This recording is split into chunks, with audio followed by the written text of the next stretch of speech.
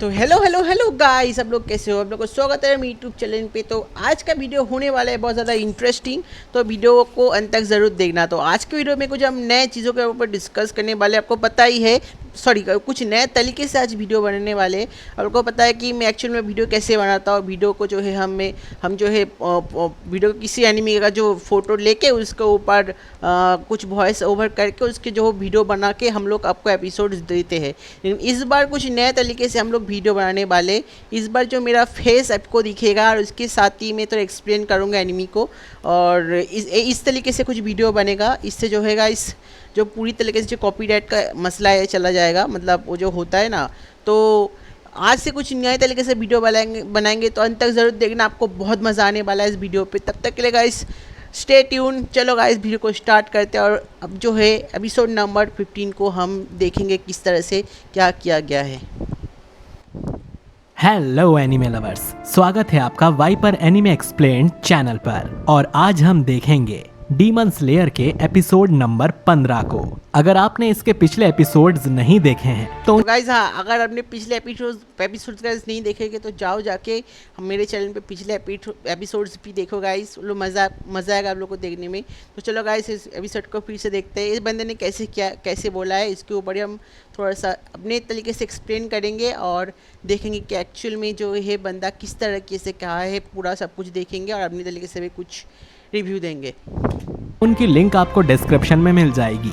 दोस्तों, इस एपिसोड के साथ नाटागुमो आर्क शुरू होता है। तो चलिए जानते हैं आगे की कहानी को। अब तक हमने देखा कि तांजीरो, जेनित्सु और इनोसुके आराम करने एक घर में आए होते हैं। वहाँ जेनित्सु को पता चलता है कि तांजीरो के बॉक्स में जो डीमन है वो असल में एक बेहद खूबसूरत लड़की है। अब जेनित्सु तांजीरो से गुस्सा हो जाता है कि तांजीरो ने उससे इतनी बड़ी बात छुपाई। यहाँ पे गाइस तांजीरो जो है बहुत ज़्यादा ही गुस्सा हो जाता है। पिछले एपिसोड में अगर नहीं देखा तो देख लेना जाके, मतलब कुछ भी करता है बंदा, अजीबोगरीब हरकतें करता है। जेनित्सु के बहुत अजीबोगरीब हरकतें करता है। तांजीरो उसे समझाना चाहता है कि नेजुको उसकी बहन है, मगर जेनित्सु नहीं सुनता और उसके पीछे तलवार लेकर भागने लगता है। कुछ देर बाद जेनित्सु को शांत करके तांजीरो उसे सच्चाई बता देता है। कुछ देर बाद जब नेजुको बॉक्स के बाहर निकलती है तो देखती है कि जेनित्सु उसका इंतजार कर रहा था, और नेजुको के बॉक्स से बाहर आते ही वो उसके पीछे पीछे घूमने लग जाता है, जिससे नेजुको परेशान हो जाती है। उसे बचाने के लिए तांजीरो उन दोनों के बीच में आ जाता है, मगर अब जेनित्सु को तांजीरो से भी बहुत लगाव हो चुका है, क्योंकि वो नेजुको का भाई है। दूसरी तरफ इनोसुके रूम के बाहर, पता है यही होता है यार, जब प्यार में पड़ते लोग ना ऐसे ही कुछ करते हैं। तो यार मज़ा आ रहा है यार, ऐसे ही होता है हमेशा। अभी भाई को पटाएगा तभी तो लड़की मिलेगी। बैठा होता है और ये सारी बातें सुन रहा होता है। तभी वहाँ वो बूढ़ी औरत कुछ कपड़े लेकर आ जाती है और इनोसुके से कहती है, आपके ये कपड़े बहुत गंदे हो गए हैं, तो आप इस बंदे ने वॉइस ओवर बहुत अच्छा किया है, बहुत अच्छा वॉइस ओवर किया इस बंदे ने। मुझे दे दो ताकि मैं इन्हें धो लूं, और तब तक आप ये साफ कपड़े पहन लो। वो आगे कहती है कि मैं खाने में तेम्पुरा बनाऊंगी जो आपको बहुत पसंद आएगा।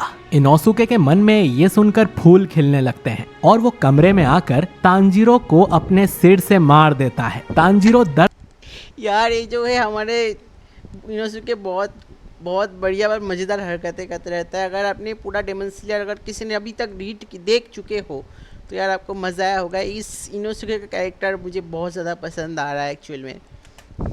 दर्द में उससे पूछता है, तुमने ऐसा क्यों किया? जिस पर इनोसुके उसे मारने के लिए उसके पीछे लग जाता है। कुछ देर बाद डॉक्टर वापस आते हैं और सबको बताते हैं, तुम सब अब एकदम ठीक हो चुके हो। तभी वहाँ तांजीरो का कासुगाई क्रो आ जाता है और बताता है कि तुम तीनों को नॉर्थ ईस्ट में अपने अगले मिशन के लिए निकलना है। तीनों अपना अपना सामान लेकर बाहर आते हैं, जहाँ बूढ़ी औरत उन्हें गुड लक देने के लिए उनके पीछे चिंगारी जलाती है। ये उस समय की एक प्रथा होती है, पर इनोसुके को ये बात पता नहीं होती और वो ये देखकर बूढ़ी औरत को मारने आने लगता है। तांजीरो उसे पकड़कर रोकता है और जेनित्सु उसे इस प्रथा के बारे में समझाने लगता है। तीनों वहाँ से निकल जाते हैं और इनोसुके उनसे पूछता है, अपना सिर ऊंचा रखने का क्या मतलब है? जो कि असल में बूढ़ी औरत ने उन्हें जाते समय बोला था। तांजीरो उसे ये बात समझाने की कोशिश करता है, पर उसे भी समझ नहीं आता कि वो उसे ये कैसे बताए। और वैसे भी उसकी कोई भी बात इनोसुके की समझ में नहीं आती है। तांजीरो उससे इतना परेशान हो जाता है कि तेज भागकर उससे दूर जाने लगता है। और जेनित्सु हमेशा की तरह ऑब्वियसली गाइस, ये दोनों एक एक चीज़ है, कुछ भी कहो ये दोनों मतलब अलग ही कैरेक्टर के हैं। तुम्हारे जेनित्सु और ये तुम्हारा ये इनोसुके अपने धुन में मत रहते, क्या पता नहीं क्या क्या करते हैं। ओके मज़ेदार है, जो भी हो है मज़ेदार चीज़ों के दोनों है, बहुत कमाल की कैरेक्टर्स।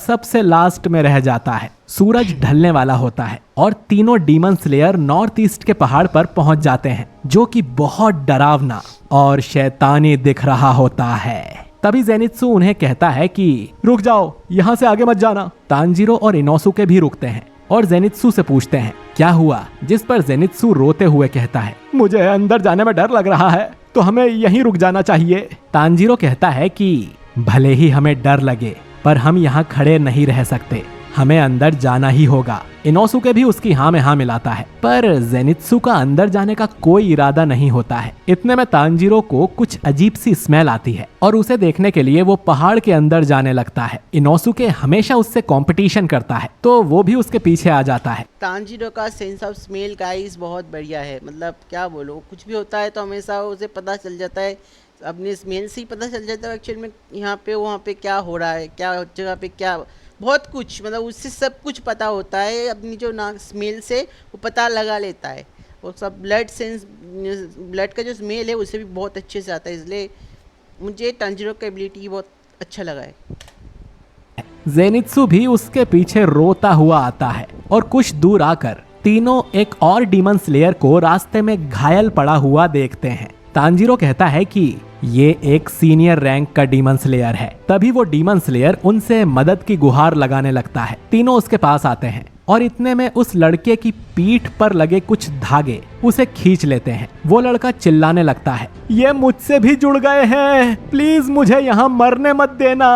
और वो लड़का आसमान में उड़ता हुआ गायब हो जाता है। तुरंत ही तांजीरो को डीमन की स्मेल आ जाती है, जिसे सुनकर उसके हाथ कांप जाते हैं। फिर भी वो हिम्मत करता है और अंदर जाने लगता है। इनोसुके उसे रोकता है और उसे आगे बढ़कर कहता है कि मैं उस डीमन को पकड़ूंगा। वहीं जेनित्सु पीछे डर के मारे कांप रहा होता है और वहीं बैठ जाता है। इनोसुके और तांजीरो पहाड़ में आ जाते हैं। तभी कुछ डीमंस दिखाए जाते हैं जिन्होंने सफेद कपड़े पहन रखे हैं और उनके बाल, स्किन सब कुछ ही एकदम सफेद है और देखने से वो सब एक ही जैसे लगते हैं। थोड़ा अंदर आकर इनोसुके और तांजीरो देखते हैं कि वहाँ हर तरफ मकड़ी के जाले बने हुए हैं और जमीन पर भी ढेर सारी मकड़ियाँ हैं। तांजीरो अचानक अब इनोसुके से कहता है तुमने जो किया मैं उसके लिए शुक्रगुजार हूँ। इनोसुके की कुछ समझ में नहीं आता है, जिस पर तांजीरो कहता है कि मैं इस अजीब सी स्मेल से डर रहा था, पर जब इनोसुके तुमने मेरा हाथ पकड़कर अंदर आने का फैसला किया तो मुझे उससे इनोसुके भी like what the fuck are you talking about bro, I didn't do anything, मतलब कुछ भी नहीं किया मैंने। तांजीरो हमेशा थैंक्स बोलता रहता है इनोसुके का, इनोसुके हमेशा स्टैंड रह जाता है किया क्या मैंने, हमेशा तेरे साथ कंपटीशन करता रहता हूँ यार, मैं कुछ नहीं किया, तब भी तू मेरा जो है इतना तारीफ कर रहा है। से बहुत हिम्मत मिली और इसीलिए वो इनोसुके को थैंक्स कह रहा है। इनोसुके को फिर वो बूढ़ी औरत याद आती है जो उसके लिए साफ कपड़े लाई थी और अब इनोसुके के मन में फिर से फूल खिलने लगते हैं। तभी तांजीरो को कुछ महसूस होता है। दोनों अंदर आते हैं और उन्हें एक और डीमन स्लेयर मिलता है। तांजीरो बताता है कि वो उनकी मदद के लिए आए हैं, पर वो डीमन स्लेयर भी मिजुनोटो रैंक से होता है और तांजीरो को देखकर कहता है उन्हें हाशिरा रैंक को भेजना चाहिए था। दोस्तों, हाशिरा रैंक में सबसे पावरफुल डीमन स्लेयर्स होते हैं। ये सुनते ही इनोसुके उसके मुंह गाइस, अगर आपको हाशिरा के बारे में नहीं पता तो मैं गाइस इसके ऊपर भी एक वीडियो बना दूंगा हाशिरा के ऊपर, कि हाशिरा कितने तरीके के होते हैं, इसके ऊपर बस बता दूंगा। ओके, कि हाशिरा कितने तरीके के होते हैं और कितने हाशिरा है डीमन स्लेयर में। अगर पता है तो अच्छी बात है, अगर नहीं पता तो इसके ऊपर मैं वीडियो बना दूंगा। तो चलो देखते हैं नेक्स्ट। पर एक जोरदार पंच मार देता है और कहता है कि मैं उन सभी से कई ज्यादा स्ट्रॉन्ग और पावरफुल हूँ और तांजीरो उसे शांत कराने की कोशिश करने लगता है। वो डीमन स्लेयर फिर उन्हें बताता है कि कासुगाई क्रो के कहने पर हम 10 डीमन स्लेयर्स यहाँ पर आए थे, लेकिन अचानक ही कुछ हुआ और सब आपस में एक दूसरे को ही मारने लगे और मैं तब से अपनी जान बचाता हुआ छुप रहा हूँ। वहीं यहाँ पे दूसरी demon है, तरफ उसका पक्का यहाँ पे कासुगाई क्रो भी demon है। किसी तरह अपनी जान बचाकर भागा और उस आदमी के पास पहुंचा जो फाइनल सिलेक्शंस करता है। वो आदमी कहता है कि बहुत सारे बच्चे वहाँ मर गए हैं, वहाँ 12 किजुकी में से कोई डीमन हो सकता है, इसीलिए अब हमें वहाँ मिजुनोटो की जगह जैसे यार हसीरा होता है हमारे इस डीमन स्लेयर में 12 किजुकी, मतलब डीमन में रैंकिंग होता है 12 किजुकी। अगर आपको पता नहीं है तो ये भी आपको देखना पड़ेगा, तभी आपको डीमन स्लेयर पता चलेगा। अगर आपने मेरे एपिसोड जितने भी देखे हुए हैं तो आपको तो पता ही है कि किजुकी क्या क्या है। हशीरा रैंक को भेजना चाहिए। वो उसके पीछे पीछे 2 हशीरा रैंक वाले डीमन स्लेयर्स गियू और शिनोबू को फिर उस पहाड़ पर जाने को कहता है। अब यहाँ पहाड़ के बाहर जेनित्सु बैठा होता है, एकदम अकेला और दुखी। वो सोचता है कि सब लोग मुझसे नफरत करते हैं, तभी अपने दोस्त को वो यहाँ अकेला छोड़कर चले गए। कोई अपने सच्चे दोस्त के साथ ऐसा नहीं करता है, और अगर उन्होंने मुझे मनाया होता तो मैं भी उनके साथ चल सकता था, पर उसकी बजाय दोनों अपने अपने रास्ते उस पहाड़ में चले गए। उसकी कासुगाई बर्ड वहाँ आती है और कुछ कहती है, पर जेनित्सु को कुछ समझ नहीं आता है और वो कहता है कि तुम्हें तो दुनिया में किसी चीज की चिंता नहीं है, है ना? इंसानों की प्रॉब्लम्स के बारे में तुम्हें कुछ नहीं पता। कासुगाई बर्ड को गुस्सा आ जाता है और वो जोर से जेनित्सु के हाथ को काट लेती है। जेनित्सु इससे बर्ड पर चिल्लाने लगता है और अपनी गुस्सा हुई बर्ड को हाथ में पकड़कर कहता है, तुम नेजुको की तरह क्यों नहीं हो? तभी उसे याद आता है कि तांजीरो नेजुको के बॉक्स के साथ इस डरावने पहाड़ के अंदर चला गया है। जेनित्सु अपनी पूरी जान लगाता है और भागते हुए अपनी नेजुको को ढूंढने पहाड़ के अंदर आने लग जाता है। इधर तांजीरो, इनोसुके और उस डीमन स्लेयर को कुछ चलने की आवाज आती है। डीमन स्लेयर बताता है कि ये बिल्कुल वैसा साउंड है जैसा मैंने तब सुना था जब मेरे ग्रुप पर अटैक हुआ था। वो देखते हैं कि उस डीमन स्लेयर के बाकी ग्रुप के लोग अजीब तरीके से चिल्लाते हुए उनके पास आ रहे हैं, जिससे तीनों पीछे हो जाते हैं। वो डीमन स्लेयर्स इन पर अटैक करना शुरू कर देते हैं। इनोसुके कहता है कि इन लोगों को शायद पता नहीं है कि डीमन स्लेयर एक दूसरे को नहीं मारते, जिस पर तांजीरो उसे बताता है कि इन्हें कोई और कंट्रोल कर रहा है। इनोसुके ये सुनकर अपनी तलवार निकालता है और उन्हें मारने आता है। तांजीरो बहुत जल्दी समझ जाता है कि एक्चुअली हो क्या रहा है। ये एक क्वालिटी मेरे तांजीरो की बहुत अच्छी लगती है कि वो बहुत जल्दी पकड़ लेता है एक्चुअली में हो क्या रहा है यहाँ पे। ये बहुत ग्रेट क्वालिटी है तांजीरो की। पर तांजीरो उसे रोक देता है और कहता है कि इनमें से कुछ लोग अभी भी जिंदा हैं, तो हम उन्हें नहीं मार सकते। इनोसुके गुस्से से फिर तांजीरो को ही मारता है और यहाँ उस डीमन स्लेयर पर 2 लोग हमला करने आ जाते हैं। इनोसुके और तांजीरो मिलकर उसे बचा लेते हैं और तांजीरो को हमला करने वाले की पीठ से कुछ अजीब सी स्वीट स्मेल आती है। वो अपनी तलवार उसकी पीठ के ऊपर से चलाता है, जिससे कुछ वायर्स कटते हैं और वो लड़का रुक जाता है। तांजीरो को इससे समझ आता है कि इन सभी के पीछे लगे वायर्स यानी मकड़ी के जाल से ये चल पा रहे हैं, हमें इन्हें काटना पड़ेगा। तीनों अब सभी के धागे काट देते हैं, मगर कुछ ही पल में मकड़ियां उनके पास आती हैं। तांजीरो को एक मकड़ी काट लेती है, जिससे उसके हाथ से भी एक वायर जुड़ जाता है और तांजीरो का हाथ कंट्रोल होने लगता है। उसे समझ आ जाता है कि ये इन मकड़ियों के जाल हैं, जिससे सब कंट्रोल हो रहे हैं। वहीं एक वाइट डीमन दिखाई जाती है, जिसकी उंगलियों से ये धागे निकल रहे हैं और वही सबको पपेट्स की तरह कंट्रोल कर रही है। यहाँ तांजीरो सबको मकड़ियों के बारे में बता रहा होता है और उसे एक बहुत गंदी स्मेल आती है। इनोसुके मकड़ियों को मारने का आइडिया देता है, पर तांजीरो कहता है कि ये बहुत जो है बहुत खतरनाक वाला डीमन अभी अपेयर होने वाला है।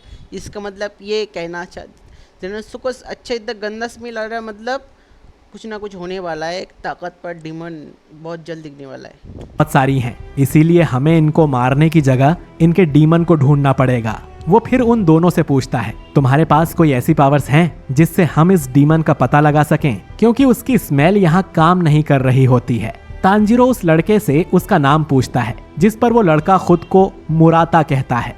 तभी तांजीरो को अपने ऊपर कोई दिखाई देता है। वो देखता है कि एक वाइट डीमन हवा में खड़ा है। वो डीमन काफी डरावना होता है और कहता है, मैं तुम्हें मेरी फैमिली को परेशान नहीं करने दूंगा। तांजीरो देखता है कि असल में वो डीमन धागे पर चल रहा है और खुद भी पूरा मकड़ी जैसा दिखता है। डीमन आगे कहता है कि माँ अकेले ही तुम सबका ध्यान रख लेगी, जिससे हर एक डीमन का अपना कुछ कहानी होता है, ऐसी डीमन का भी ऐसे कुछ कहानियां हैं। तांजीरो सोचता है इसकी ये ऐसा माँ ही लग रहा है। इनोसुके फिर जैसे तैसे कर उस डीमन के धागे काटने की पिछले वाला मतलब जितने भी एपिसोड देख लिए होंगे, सब में हर एक डीमन जब भी मरता है उसका पीछे कुछ कहानी होता है, इसके पीछे कुछ है। कोशिश करता है मगर डीमन काफी ज्यादा ऊंचाई पर होता है और इनोसुके जोर से जमीन पर गिर जाता है। डीमन भी फिर वहां से चुपचाप चले जाता है। तांजीरो कहता है कि ये वो डीमन नहीं है जो हमारे लोगों को कंट्रोल कर रहा है, तो हमें उस डीमन को ढूंढना पड़ेगा। इनोसुके परेशान होकर तांजीरो को चुप रहने को कह देता है। चुप रहो, मैं उस डीमन को ढूंढ लूंगा। वो फिर अपनी दोनों तलवारें जमीन में गाड़ता है और ये हमारे ये बिल्कुल अलग ही है। हमारे जो है हमारे ये लड़का जो है हमारा प्यारा सा सुअर मुंह वाला लड़का अलग ही टाइप का है, बिल्कुल इनोसुके बिल्कुल अलग टाइप का है। बीस्ट ब्रीदिंग का 7th फॉर्म स्पेशल अवेयरनेस इस्तेमाल करता है। इससे उसके सेंसेस दूर दूर तक जाने लगते हैं और काफी ज्यादा दूर जाने के बाद इनोसुके को वो फीमेल डीमन मिल जाती है जो इन लोगों को कंट्रोल कर रही होती है। वहीं वो मेल डीमन जो तांजीरो के पास आया था वो ये सब देख रहा होता है। वो कहता है कि मैं किसी को अपने रास्ते में नहीं आने दूंगा, हम पांचों यहाँ एक फैमिली की तरह खुशी खुशी रहेंगे। और ये एपिसोड यहीं पर खत्म हो जाता है। दोस्तों अब तांजीरो अपने दोस्तों के साथ इन नए डीमंस को हरा पाएगा या नहीं, ये सब तो गाइस ये वीडियो जो है यही पर ही समाप्त होता है। तो आई होप आपको वीडियो पसंद आया होगा। और गाइस जो भी हमारे चैनल पे नए हो और अभी तक सब्सक्राइब नहीं किया तो कर लो, ऐसी नए वीडियोस हम लोग के लाते रहेंगे। तब तक के लिए गाइस बाय बाय। आप लोगों से मिलते हैं एक और नए नेक्स्ट एपिसोड के साथ। तब तक के लिए bye bye and thank you very much for watching.